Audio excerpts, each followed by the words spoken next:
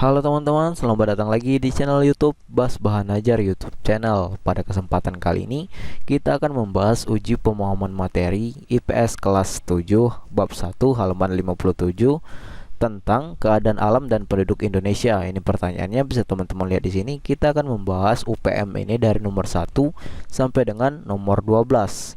Tetapi sebelum kita masuk ke pembahasan video, seperti biasa, saya akan terlebih dahulu mengajak teman-teman untuk mengklik tombol subscribe pada channel ini, klik like dan nyalakan loncengnya, agar channel ini terus dapat berkembang ke depannya dan terus memberikan informasi yang bermanfaat kepada kita semua. Langsung saja kita masuk ke pembahasan videonya.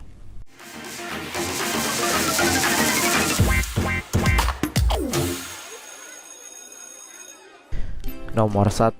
Jelaskan keuntungan Indonesia dilihat dari lokasinya. Nah, untuk nomor 1 jawabannya adalah sebagai berikut. Bisa teman-teman salin jawabannya.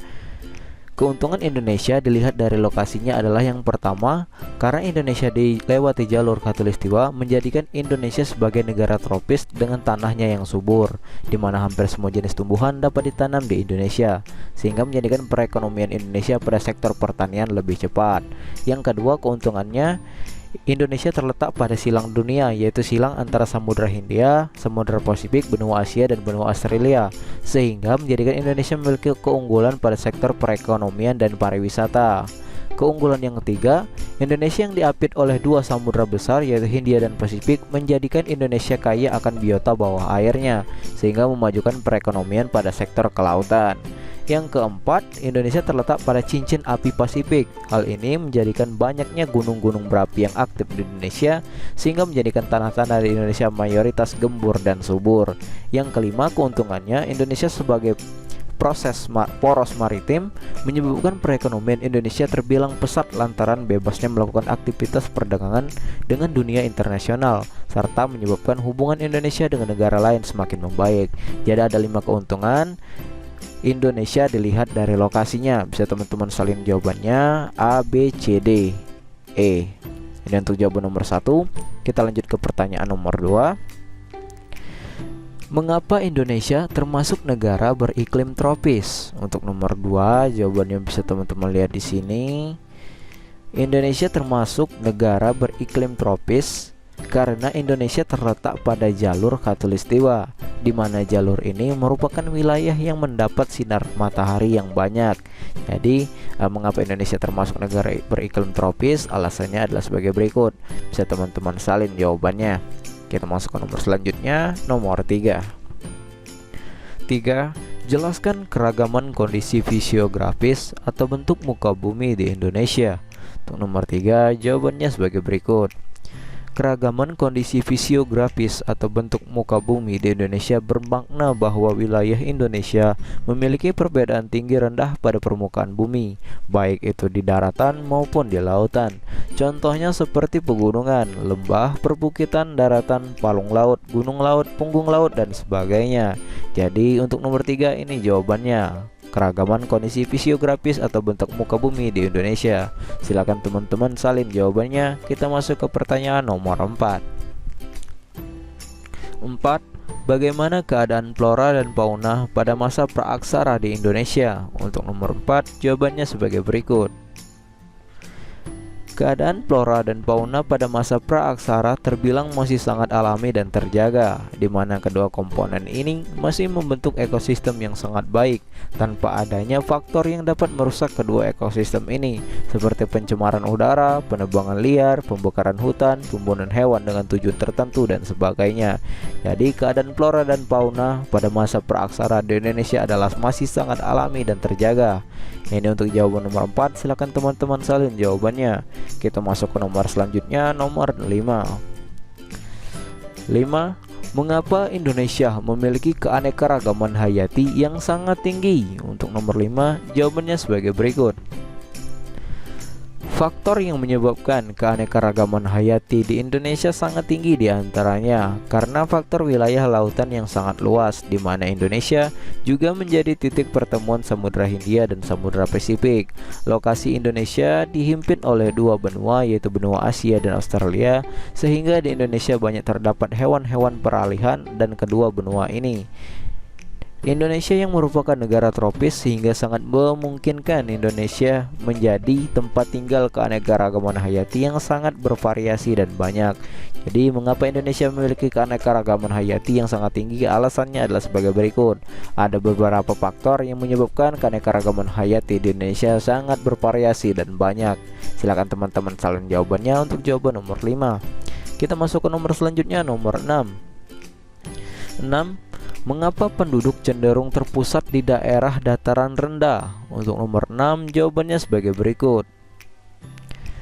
Penduduk cenderung berpusat di dataran rendah. Hal ini dilatar belakangi oleh beberapa faktor, diantaranya seperti kemudahan dalam membangun tempat tinggal, kemudahan dalam mendapatkan dan menciptakan pekerjaan, kemudahan dalam mendapatkan fasilitas hiburan dan kesehatan, dan sebagainya.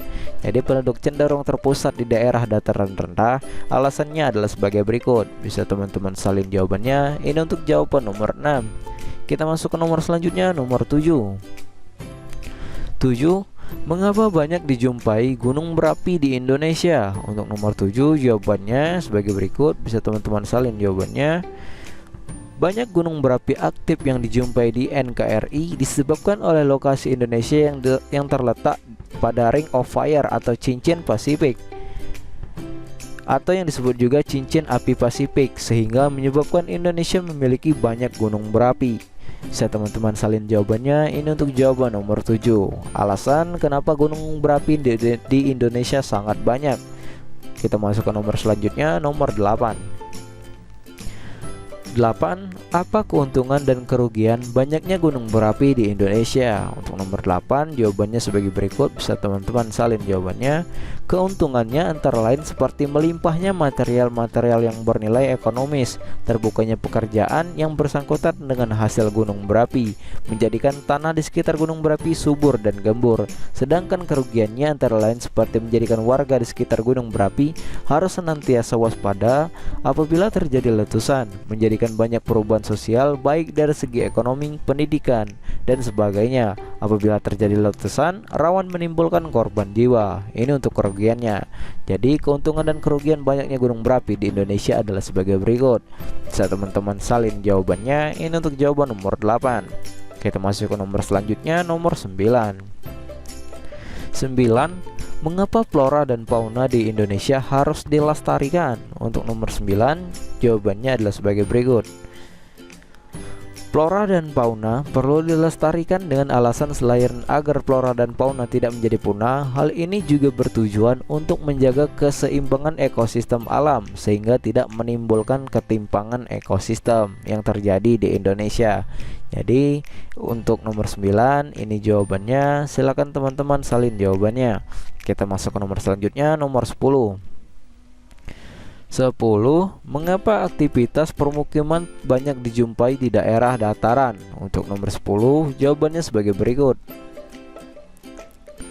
Aktivitas permukiman banyak dijumpai di daerah dataran disebabkan penduduk yang cenderung terpusat di daerah dataran rendah guna mendapat kemudahan dalam memenuhi alat pemuas kebutuhan manusia atau kebutuhan hidup. Jadi untuk nomor 10 ini jawabannya. Bisa teman-teman salin jawabannya.